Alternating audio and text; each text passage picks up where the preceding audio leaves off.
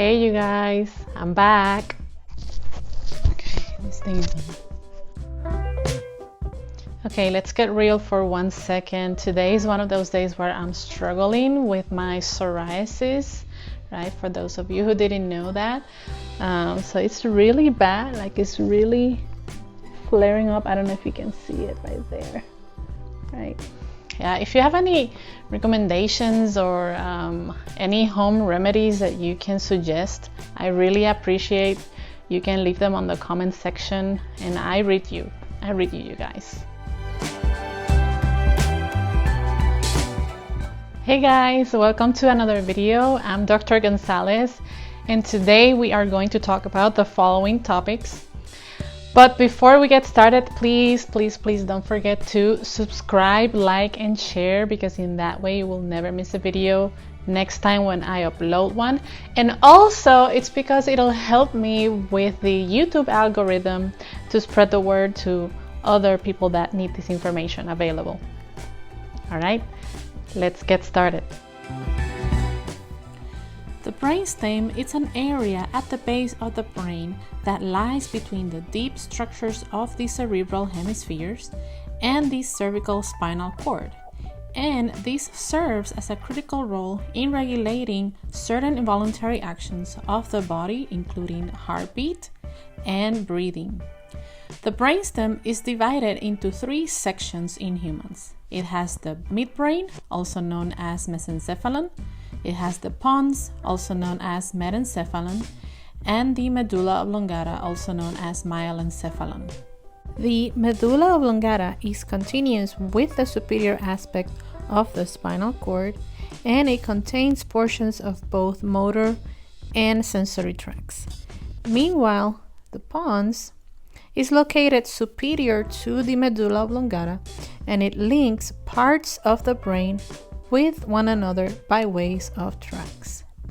Finally, over here is the midbrain, and as you can see, the midbrain is located superior to the medulla oblongata and extends from the pons to the diencephalon.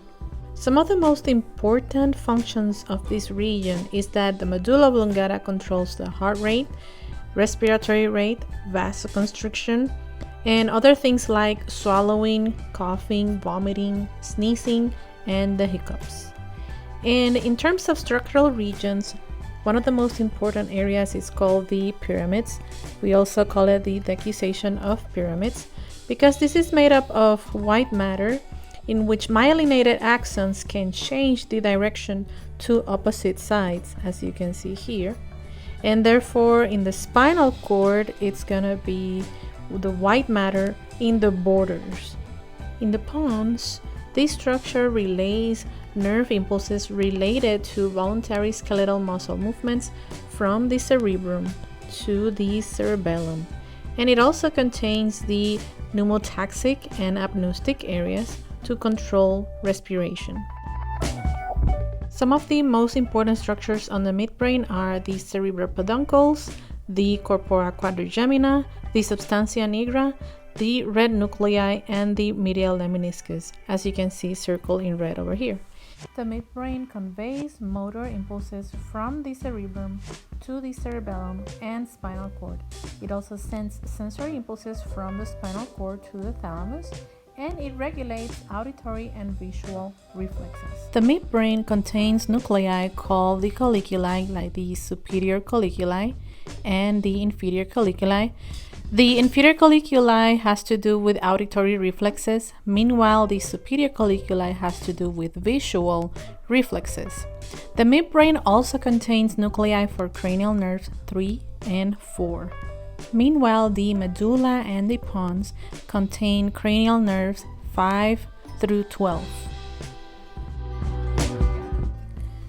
Cranial nerves are pairs of nerves that connect your brain to different parts of your head, neck, and trunk. There are 12 of them, each named for their function or structure, and each nerve also has a corresponding Roman numeral between 1 and 12. The cranial nerves can be classified into a group of special sensory, motor, or mixed. For example, here we have a group of special sensory such as cranial nerve number 1. This is known as the olfactory nerve. This one is sensory, and as you can see, it's for olfaction and smell. Cranial nerve number 2 is the optic nerve. It's also sensory, and as you can see, it's for vision or sight. Cranial nerve number 3, also known as the oculomotor nerve, is motor. Part of it's gonna be somatic for the movement of the eyeballs and upper eyelid, and the other part is gonna be motor autonomic, which adjusts the lens for near vision or accommodation and constriction of the pupil. Cranial nerve number 4, it's the trochlear nerve. This one is motor somatic for the movement of eyeballs. Cranial nerve number 5 is the trigeminal nerve. This one is mixed.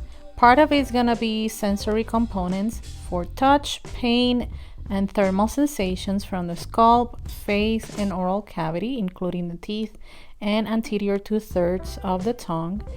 And the motor portion is gonna be for chewing and controls the middle ear muscles. Cranial nerve number 6, it's the abducens nerve. It's motor somatic for the movement of the eyeballs. Cranial nerve number 7 is the facial nerve. This one is mixed. The sensory fibers have or work for taste from the anterior 2/3 of the tongue, touch, pain, and thermal sensations from the skin in the external ear canal. The branches of motor functions, for example, they are going to control the muscles of facial expression and middle ear muscle, as well as the secretion of the tears and saliva. Cranial nerve number 8, it's called the vestibulocochlear, and this is special sensory for hearing and equilibrium. Cranial nerve number 9 is the glossopharyngeal. This nerve is mixed. Some of these sensory fibers work for taste from the posterior 1/3 of the tongue. They work also for proprioception in some swallowing muscles. It monitors blood pressure and oxygen and carbon dioxide levels in blood. And they also work for touch, pain, and thermal sensations from the skin of the external ear and upper pharynx. Meanwhile, the motor branches, for example, work assisting in swallowing and autonomically working for secretion of saliva. Cranial nerve number 10, it's one of the most famous nerves. It's called the vagus nerve. And here, this one is mixed. So the sensory branches work for taste from the epiglottis, proprioception from the throat and voice box muscles. It monitors blood pressure and oxygen and carbon dioxide levels in blood. It works for touch, pain, and thermal sensations from the skin of external ear, and sensations from thoracic and abdominal organs. Meanwhile, the motor branches, part of it is going to work for swallowing, vocalization, and coughing. And the motor autonomic portion is for motility and secretion of gastrointestinal organs, constriction of the respiratory pathways, and decreases the heart rate.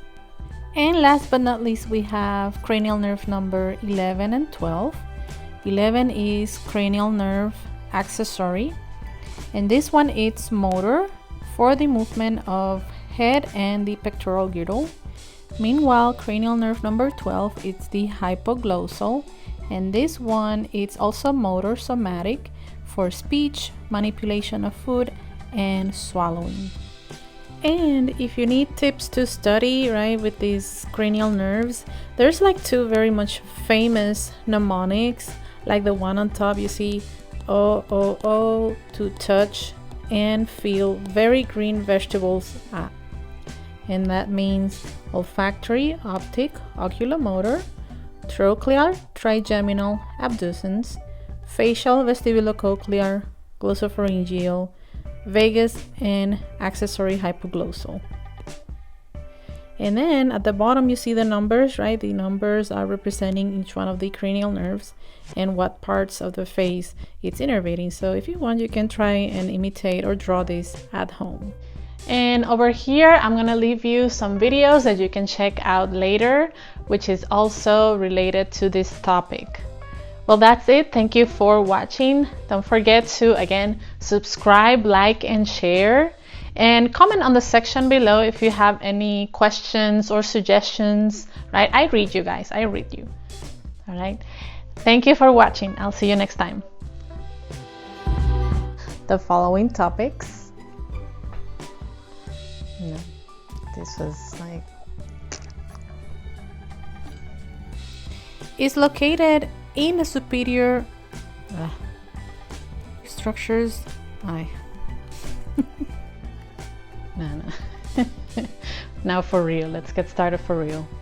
To the CNS, to sensory receptors. No. There are 31 pairs of spinal nerves. These spinal nerves connect to the CNS. No. Attach a spinal nerve. No.